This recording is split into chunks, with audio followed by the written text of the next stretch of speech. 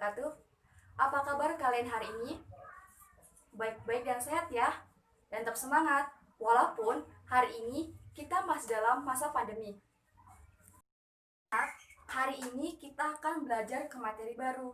Minggu lalu kita sudah belajar tentang teks observasi. Hari ini kita akan belajar materi baru. Sebelum kita belajar ke materi baru, Ibu memiliki sebuah cuplikan video yang akan kalian tonton dan kalian amati. Selamat menonton! Hai, namaku Hanifah Salsabila. Temanku biasa memanggilku Abel. Aku lahir di Pemalang pada tanggal 1 Februari 2004. Sekarang aku sekolah di SMA Negeri 1 Ulu Jami. Oh iya, sekarang aku tinggal di Desa Rawasari, Kecamatan Ulu Jami, Kabupaten Pemalang. Kalian sudah menonton sebuah cuplikan video. Ada yang tahu dan ada yang bisa menjawab, tadi video yang kalian tonton itu termasuk ke dalam video apa?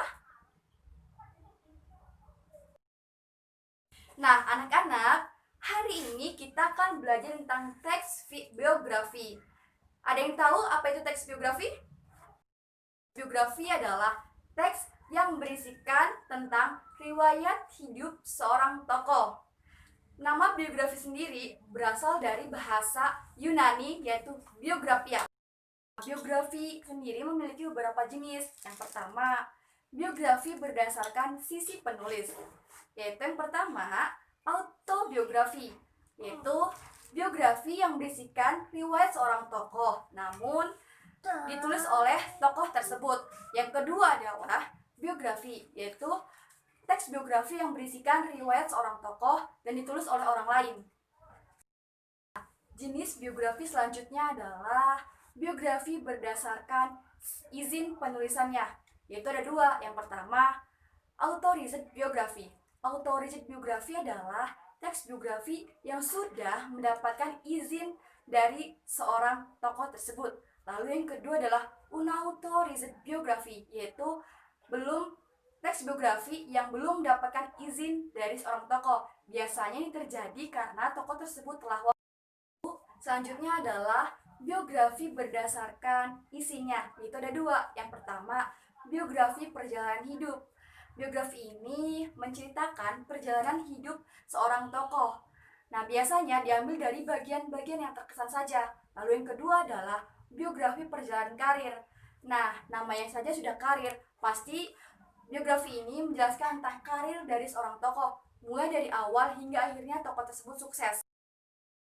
Selanjutnya adalah jenis biografi persoalan yang dibahas. Ada tiga, yaitu biografi politik. Biografi ini menjelaskan riwayat seorang tokoh yang dilihat dari sisi politiknya saja.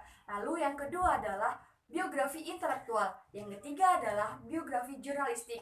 Biografi ini diambil dari hasil wawancara tokoh tersebut. Terakhir adalah jenis biografi penerbit, yaitu ada dua. Yang pertama, buku sendiri. Nah, di dalam buku sendiri ini, kalian pasti sudah pernah lihat kan, di buku kalian masing-masing itu terdapat sebuah biografi. Nah, biasanya biografi tokoh tersebut dijual belikan. Lalu yang kedua adalah biografi subsidi, yaitu biografi yang memiliki tanggung jawab dari sponsor. Nah, di bagian selanjutnya adalah butir-butir penting yang dapat diteladani dari seorang tokoh, yaitu ada dua. Yang pertama, identifikasi peristiwa. Di bagian ini terdapat sebuah perjuangan tokoh, karir, pendidikan yang dapat kita teladani dari seorang tokoh tersebut. Lalu yang kedua adalah ciri-ciri biografi. Ciri-ciri biografi umumnya adalah bersifat faktual, artinya biografi tersebut bukan rekaan ataupun opini. Lalu yang kedua adalah tersistematis, artinya tersusun secara rapi.